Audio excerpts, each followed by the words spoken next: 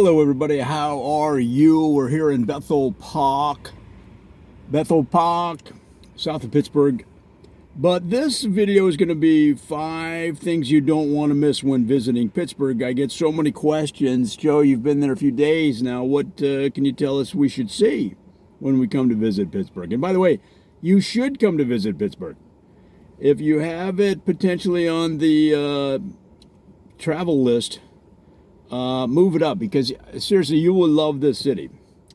You will love this city. So here are 5 things you don't want to miss when you're in Pittsburgh, guys.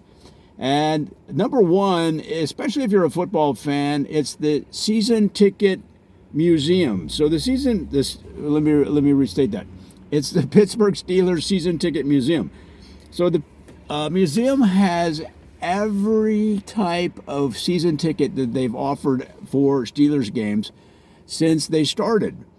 And the Steelers were part of the NFL. I think the Steelers joined the NFL in 1890. They started selling tickets in 1910. So they have in the Pittsburgh Steelers season ticket museum entire displays on the various season tickets over the years. You say, well, how many potential varieties are there? You would not believe, because remember that the Steelers weren't always the Steelers that you think of, right? So the season tickets, the variety of tickets reflect the type of team it was at the time. So it's really a walk through time. Guys, you're gonna be amazed, and it's relatively cheap. So I'm Catholic, when you have so many of the Catholic families have 5, 6, 10, 15 kids, it's going to be cheap for you to get all those guys in there and looking at the season tickets. And then, of course, it's the Allegheny Heights Center for the Performing Arts, and this is a performing arts hall dedicated solely to river sports on the 3 rivers. The 3 rivers are the Ohio, the Allegheny, and the Monongahela. And so at the Allegheny Heights Center for the Performing Arts, they have shows that are completely tied into water sports on the river. So you're talking kayaking, water skiing, pontoon boats, Steeler tailgating on the water, Carnegie Mellon students blowing off steam after they got an A+++ on their test, and they wanted to get an A++++++++++. And they're mad, and their parents are going to be mad. So they're out on the water drinking a brew, having a Yangling. So that Allegheny Heights Center for the Performing Arts will cover all that. Again, a lot of fun for the whole family. And by the way, all of these are in the downtown area. So, which parking is always going to be a problem. Just live with it. Just pay it. Don't worry about it. Put it in the budget. But parking will always be a problem. All right, and then also in downtown, you have the Traffic Sign Museum. And again, Pittsburgh being in a winter zone with a hilly, windy streets. And then in summer, they have 110 degrees, 100% humidity. So what does that equal? That equals lots and lots of construction, and the Traffic Sign and Construction Zone Museum has a history of all of those markers, barrels, traffic signifiers, traffic movers, traffic channels, all of those cement block things that they put out to create a temporary wall to channel traffic. It's really an interesting history, and you're really not going to find too many cities that could put together a display like this. And little kids, especially boys, they love this kind of stuff, because there's also displays of the construction equipment they use to fix the roads, upgrade the roads, maintain the roads. So you're talking about tractors, bulldozers, cranes. There's all kinds of displays. They have a real life crane that you can sit in and operate. And they have some dirt and gravel there that you can, move around, and kids love it. Now you have to have an adult sit in with them at the crane, so that some 9-year-old's not swinging the crane shovel head around and knocking people out. We don't want Canadians coming down to Pittsburgh and getting knocked out by a shovelhead operated by a 9-year-old. Okay, that's not going to play well up in Ottawa. Well, how was your trip to Pittsburgh?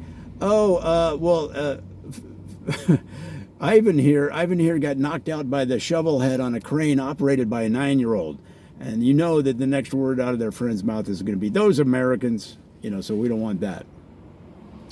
All right, and then you have the Super Paints, I don't know why they call it this, the Super Paints place.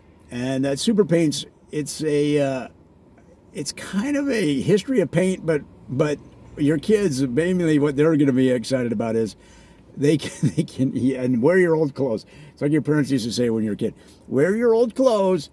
So at the Super Paints place, you can throw paint all over the walls. They let you paint.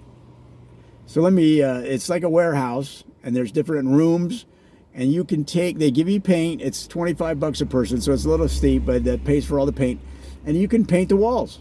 Now, you can paint them nice and neat, but let's be honest, what happens with 9, 10, 11-year-olds, even your 18-year-old, even you? You start going crazy with the paint, and they take the buckets and they throw the paint.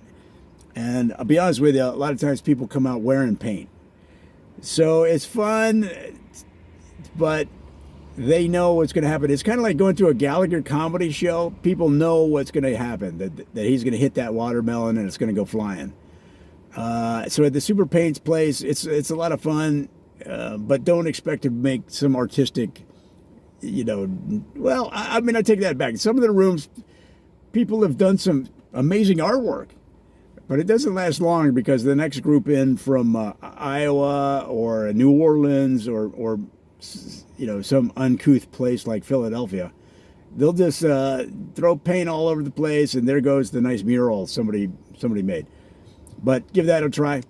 And then finally, the fifth one that we're looking at downtown is over in the Crawford Roberts area. Crawford Roberts, just south of the Hills District, if you know Pittsburgh at all, and just north of uptown.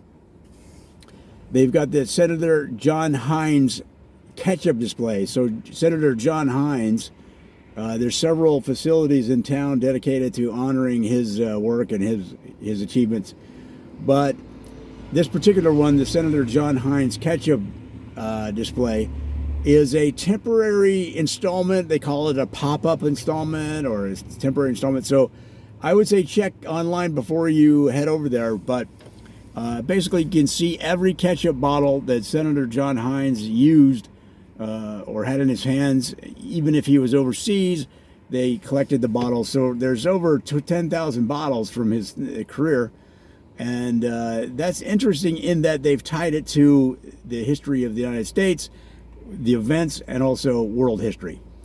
So if you're a history buff, you'll probably get more out of that than the actual ketchup bottles, although it is cool to see somebody dedicated to a condiment.